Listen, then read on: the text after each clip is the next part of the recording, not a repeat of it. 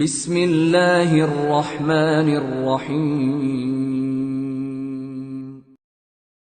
Siapa orang-orang yang diharamkan oleh Allah Subhanahu wa taala atas neraka itu dijelaskan oleh Rasulullah sallallahu alaihi wasallam dalam hadis yang diriwayatkan oleh Imam Bukhari dan Muslim dari sahabat Idban radhiyallahu an.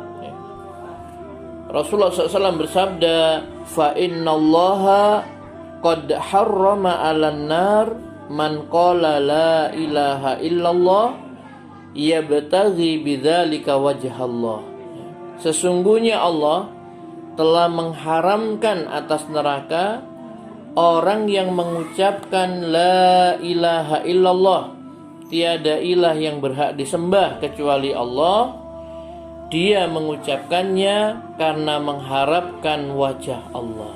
Hadis ini sahih diriwayatkan oleh Bukhari dan Muslim. Ya, jadi mereka yang mengucapkan kalimat tauhid la ilaha illallah, tidak ada ilah yang berhak disembah, diibadahi dengan benar kecuali Allah, dan dia mengucapkannya karena mengharapkan wajah Allah tabaraka wa taala, maka dia akan diharamkan oleh Allah Subhanahu wa taala untuk masuk ke dalam neraka, ya. Jadi neraka juga diharamkan oleh Allah Subhanahu wa taala, ya.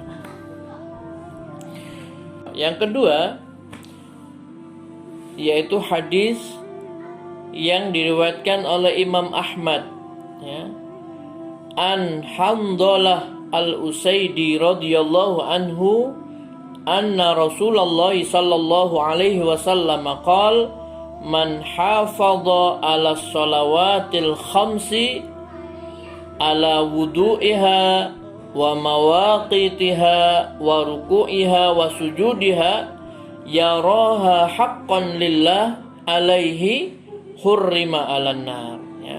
Dari Hanzalah Al-Usaidi yang mengatakan bahwa Rasulullah SAW bersabda, siapa saja yang menjaga sholat wajib 5 waktu, termasuk wudunya, waktu sholatnya, rukuk dan sujudnya, dan menganggap itu sebagai hak Allah, maka Allah haramkan ia masuk ke dalam neraka. Hadis riwayat Ahmad, ya.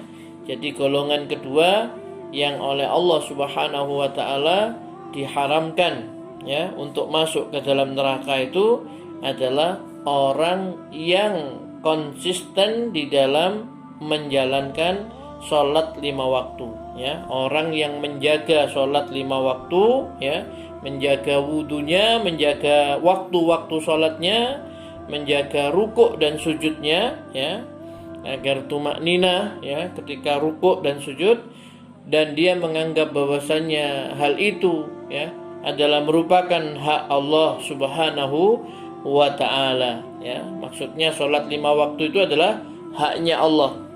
Haknya Allah berarti kewajiban hamba, ya. Kewajiban hamba untuk beribadah kepada Allah, mengerjakan sholat karena Allah Subhanahu wa taala, ya. Karena sholat itu adalah perintah Allah agar hamba ini ingat kepada Allah Subhanahu wa ta'ala. Sebagaimana firman Allah, aqimis sholata li zikri.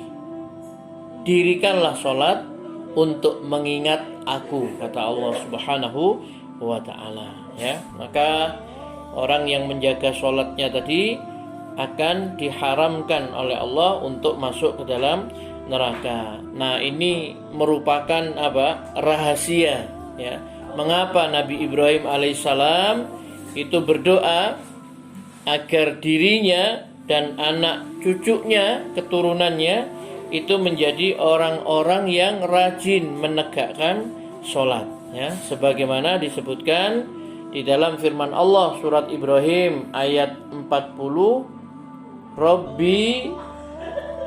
Rabbi ja'alni muqimas shalah wa min dzurriyyati Rabbana wa taqabbal du'a. Ya Tuhanku, jadikanlah aku dan anak cucuku orang-orang yang tetap mendirikan sholat.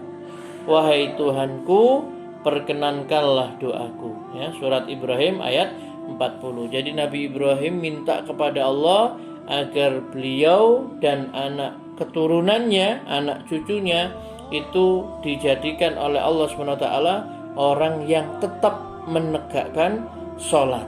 Ya. Dan beliau berharap kepada Allah agar doanya ini dikabulkan. Ya Tuhan kami, perkenankanlah doaku. Ya. Nah, orang yang menjaga sholat itu diharamkan masuk ke dalam neraka. Yang berikutnya, orang yang diharamkan oleh Allah Subhanahu wa Ta'ala untuk masuk ke dalam neraka itu adalah sebagaimana yang disabdakan Nabi SAW di dalam hadis yang diriwayatkan oleh Imam At-Tirmidzi. Nabi bersabda, "Ala ukhbirukum biman yahrumu 'alan nar au biman tahrumu 'alaihin nar ala kulli qaribin hayyin sahlin." Ya. Jadi Nabi SAW bersabda, maukah kalian aku kabarkan tentang orang yang haram atas api neraka, atau orang yang api neraka itu haram atasnya? Neraka haram atas setiap orang yang qarib, lembut, ya, dan mudah. Ya. Jadi yang dimaksud dengan qarib di sini adalah orang yang dekat, ya, dengan hati-hati manusia, ya, mudah bergaul dengan manusia, ya, ramah, akrab, ya, penyayang, dan sikapnya itu tidak kasar. Ya.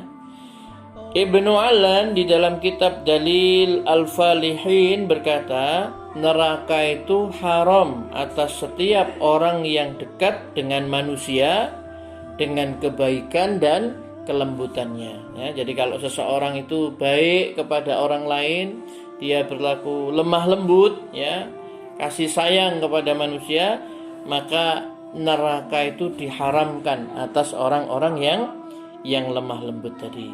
Semoga Allah Subhanahu wa Ta'ala menjadikan kita termasuk di antara golongan orang-orang yang diharamkan untuk masuk ke dalam neraka, yaitu dengan kita mengucapkan la ilaha illallah semata-mata karena Allah. Kemudian yang kedua, kita menjaga sholat, ya, 5 waktu, menjaga wudhu, menjaga waktu sholatnya, rukuk dan sujudnya, dan kita yakin bahwasanya sholat ini adalah hak Allah, ya, haknya Allah Subhanahu wa Ta'ala.